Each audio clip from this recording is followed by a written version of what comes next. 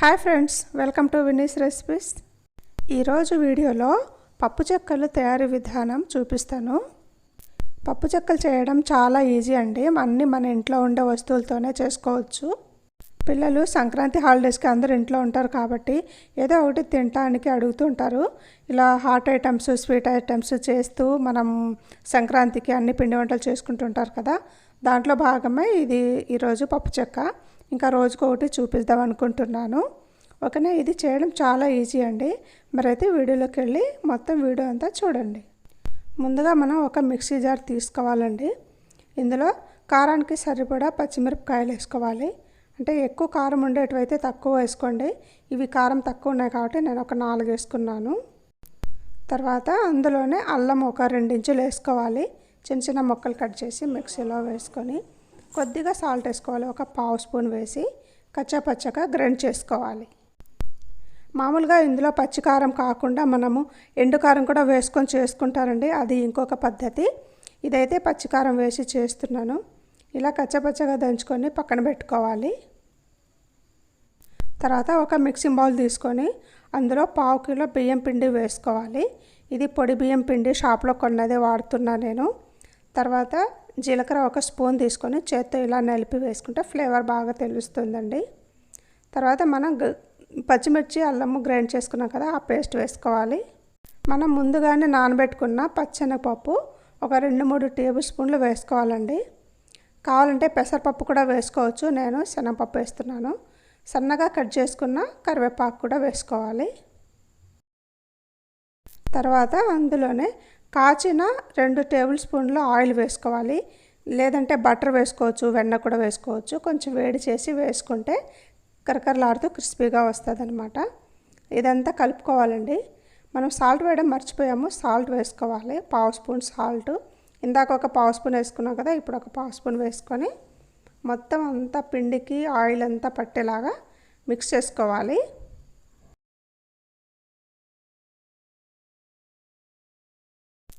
మనం ఇక్కడ hot water వాడుతున్నామండి. Hot water వాడటం వల్ల చాలా బాగా విరుగుతాయి. మెత్తగా లేకుండా కరకరలాడుతూ వస్తాయన్నమాట నిప్పట్లు. మా ఏరియాలో నిప్పట్లు అంటారు, కొన్ని ఏరియాలో పప్పు చెక్కలు అంటారండి. తర్వాత దీన్ని ఒక స్పూన్ తోటి కలుపుకొని ముందుగా, తర్వాత చేతితోటి ఒక పిండి ముద్దలాగా కలిపి పెట్టుకోవాలి.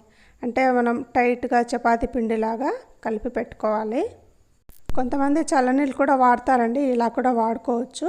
చల్లనీళ్ళైనా వేడి నీళ్ళైనా వాడుకోవచ్చు. కాకపోతే వేడి నీళ్ళతో కొంచెం క్రంచీగా వస్తాయి, చాలా బాగుంటాయి. ఇలా పిండి కలుపుకొని పెట్టుకొని ఒక 10 నిమిషాల సేపు దీన్ని మూత పెట్టి పక్కన పెట్టేయాలి. 10 నిమిషాల తర్వాత పిండిని మరొకసారి కలుపుకొని బాగా ఇప్పుడు చిన్న చిన్న ఉండల్లాగా చేసుకోవాలి.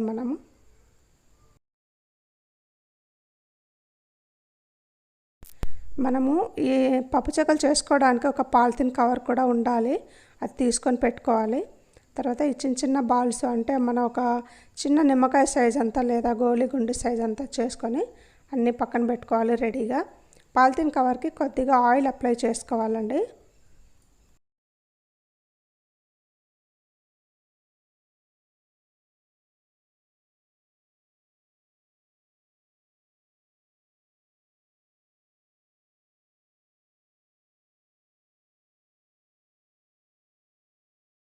కవర్కి కూడా ఆయిల్ అప్లై చేసుకున్నాక ఇలా చిన్న చిన్న బాల్స్ దూరంగా పెట్టుకోవాలి అన్నమాట.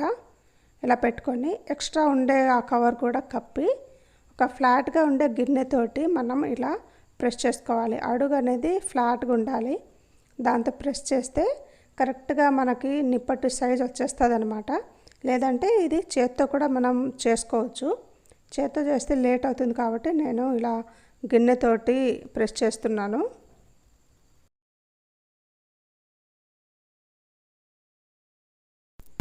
ఈ చెక్కలు మరీ పల్చగాను లేదా మరీ మందంగా లేకుండా మీడియంగా మనం ఇలా ఒత్తుకోవాలండి. ఎక్కువ మందం చేస్తే అవి పొంగి మెత్తగా అయిపోతాయి. మరీ పల్చగా ఉంటే మరీ గట్టిగా అయిపోతాయి. అందుకని మధ్యస్థంగా ఒత్తుకోవాలి. తర్వాత ఆయిల్ హీట్ అయిందో లేదా చెక్ చేసుకొని ఒక్కొక్కటిగా నిప్పట్లు వేసుకొని కాల్చుకోవాలి. ఈ నిప్పట్లు కాల్చేటప్పుడు మంటని కొంచెం తగ్గించి పెట్టుకోవాలండి, మీడియంలోనే పెట్టుకోవాలి. అంటే లో టు మీడియంలో పెట్టుకోవాలి. మరి హై ఫ్లేమ్లో పెడితే త్వరగా వేగిపోయి లోపల పచ్చిగా ఉండిపోతాయి. కాబట్టి నిదానంగా వేపుకోవాలి గోల్డెన్ కలర్ వచ్చే వరకు.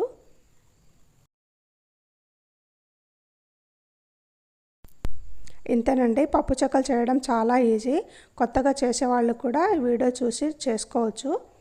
చాలా ఈజీగా ఉంటుంది. అన్నీ మనకు ఇంట్లో ఉండే వస్తువులతోనే చేసుకోవచ్చు అనమాట.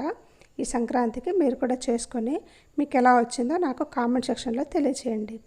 మిగతావన్నీ కూడా ఇలాగే చేసుకొని పెట్టుకోవాలి. ఓకేనా ఫ్రెండ్స్? అంతే ఫ్రెండ్స్, నిప్పట్లు రెడీ అయిపోయినాయి. మీకు కూడా ఈ వీడియోగా నచ్చినట్లయితే ఖచ్చితంగా మీరు ట్రై చేయండి. చాలా ఈజీగా చేసుకోవచ్చు.